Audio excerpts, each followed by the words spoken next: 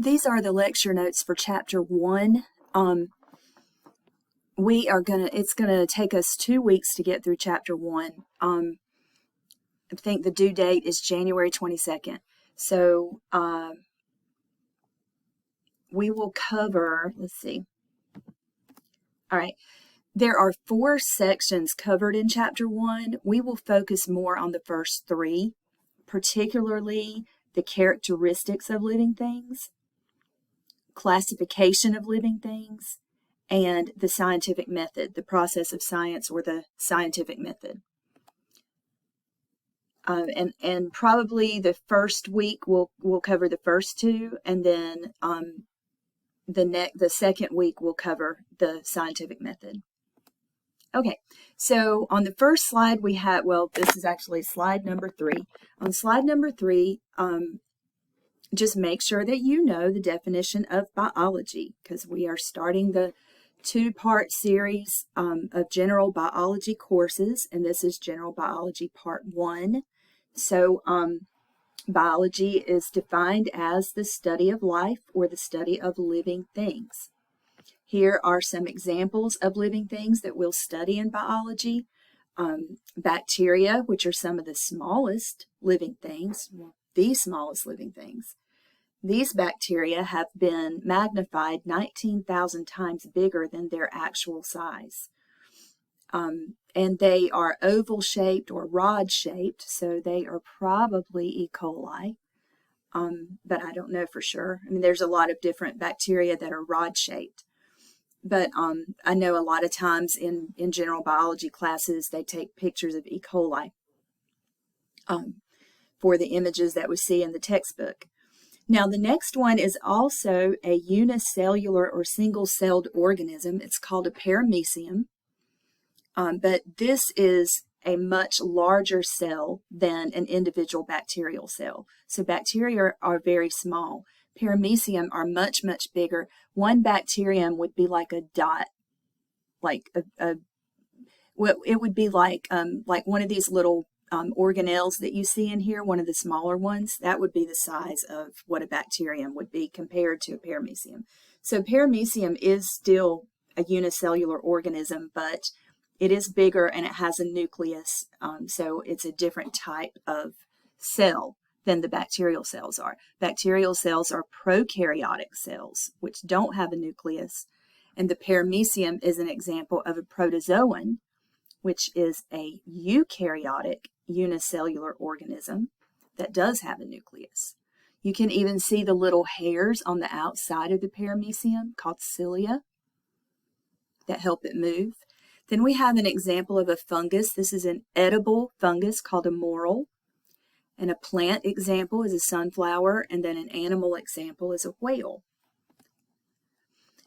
The characteristics of living things, I'm going to name them first, and then I'll go back. So the first characteristic that all living things share is organization. And we'll go over that in a minute. The second one is that living things require materials like nutrients and minerals and vitamins, and energy.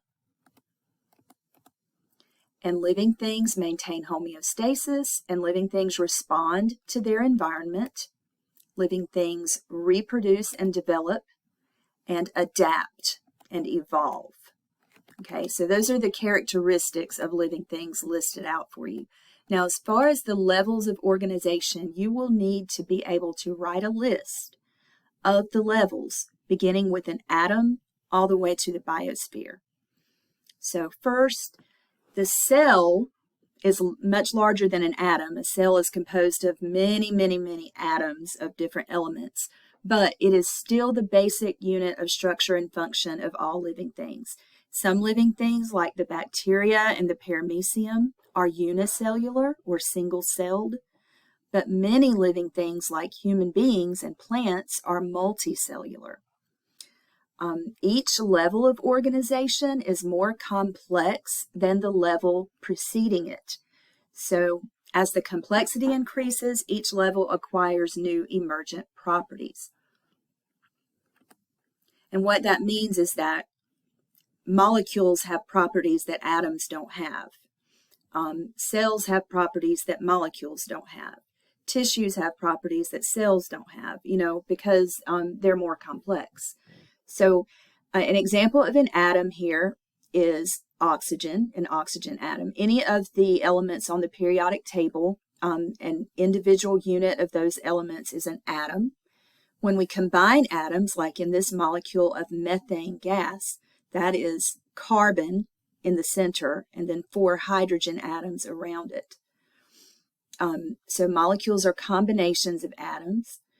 And then between molecule and cell, we should add organelle because, and I'll try to do that, hold on.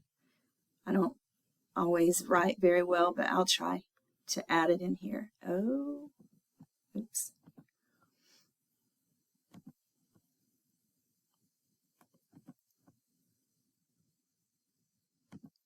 Okay, that's an O, R, G, A, N, E. I hate when that happens. Okay, so it's O-R-G-A-N-E, L, L, E. Okay. And I'm sorry it's so messy, but I think it's in the list later on in the list of definitions. But anyway, you need to know that that term needs to be in the list. So atom, molecule, organelle, and then cells contain all the organelles like the nucleus, and here's chloroplast inside of a plant cell. Here's a vacuole. The different cell parts are the organelles, and they make up individual cells. Groups of similar cells make up tissues. Here you have nervous tissue made up of nerve cells and leaf tissue made up of the cells of a leaf. Then you have the organ. In animals, an example of an organ is the brain, and in a plant, a type of organ is a leaf. Organ systems, and human beings have 11 organ systems. The nervous system is one example that human beings share with other mammals like elephants. And then the shoot system, which is everything above the ground, that grows above the ground in the plant, that is an example of an organ system. The other one is the root system that grows below the ground. All right, and the organism here is an elephant and a tree. So the organism.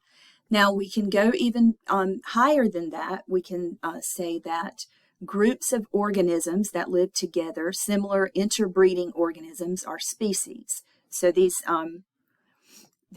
African elephants are the same species, and all of them that live together in the habitat where they live on the savanna, they are a population. And there's a whole different population of, for example, Asian elephants, So the community is going to be all of the living things that live in that environment. So this environment is a savanna. The community would include elephants, zebra, the acacia trees, the grass, because it's a grassland, and all the ones we can't see, like bacteria and protozoans. The ecosystem here is the savanna in Africa. And the biosphere is all of the ecosystems on the earth combined. So it's everywhere on the earth that living things can exist. Now, all of those levels of organization are defined. The biosphere is the zone of air, land, and water where organisms exist. Ecosystem is the community plus the habitat or physical environment. Community is all the living things, all of the interacting populations that live in the same habitat or environment. Population are all the members of the same species that live within an area. And a species is defined as a group of similar interbreeding organisms. So species wouldn't be, for example, it wouldn't be all elephants, but it would be all African elephants or all Asian elephants. It would be all of the same species, not just related. They would have to be the same species. And species can mate, and they can produce fertile offspring. All right. Then we have an organism, which is the collection of all the organ systems that form one living thing, which can be unicellular or multicellular. And that's an example of how of emergent properties, because an organ system has properties that an individual cell doesn't have. Organ systems consist of organs that work together to perform a certain function, and a cell can't do that because it's just one cell. So organs work together to form organ systems. Tissues make up organs. In human beings, the different tissues we have are epithelial tissue, like our skin, connective tissue, like our fat tissue under our skin, and bones are connective tissue, blood is connective tissue. Then we have muscle tissue and nervous tissue. So there's 4 basic tissue types in humans. So similar cells combine and group together to form tissues. Molecules and organelles combine to form a cell. Molecules form large molecules called macromolecules, like carbohydrates and proteins and lipids. And those macromolecules combine to form organelles, which are the individual cell parts, like the mitochondria. Atoms combine to form molecules, and then atoms are the simplest level of organization. So make sure you know those levels of organization from atom all the way up to biosphere, and don't forget to add in here between molecule and cell, make sure you add organelle, okay? Which is listed in your definitions, as you can see here. All right, the next characteristic that living things share is that they require energy. Energy is defined as the capacity to do work. There's lots of different forms of energy. And metabolism would be all the chemical reactions that occur in a cell, including all of the reactions that break down large molecules and all the reactions that build molecules that we need.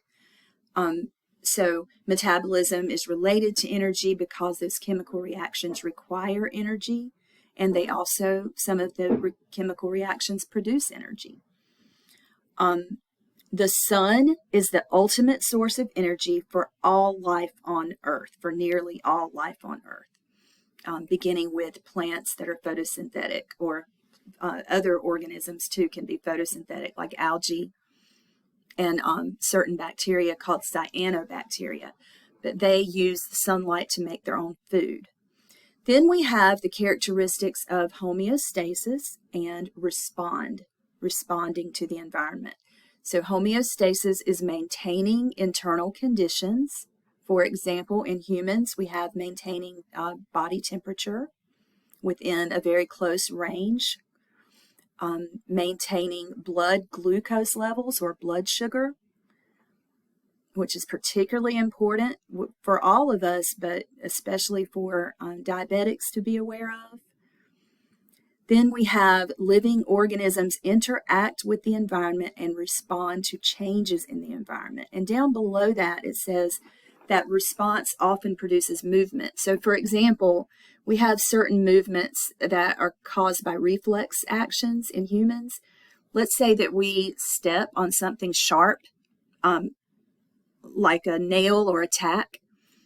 Then our reflex is that once we step on it, we immediately pull our foot up away from it, and also if we put our hand on something hot, we'll move our hand away very quickly. Those are reflexes, which are examples of responding to changes in our environment.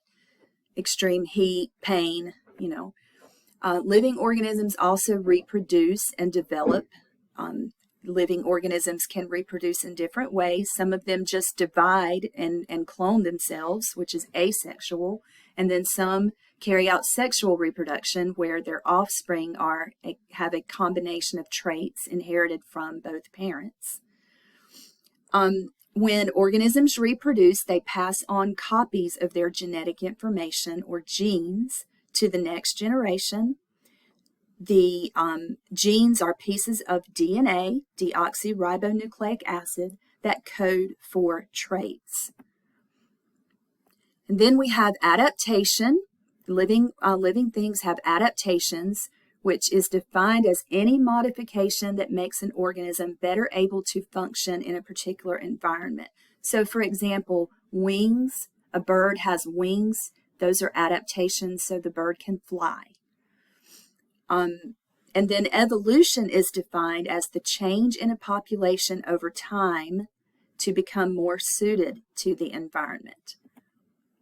And adaptations that penguins have is their slick fur and their design of their body enables them to glide over the ice.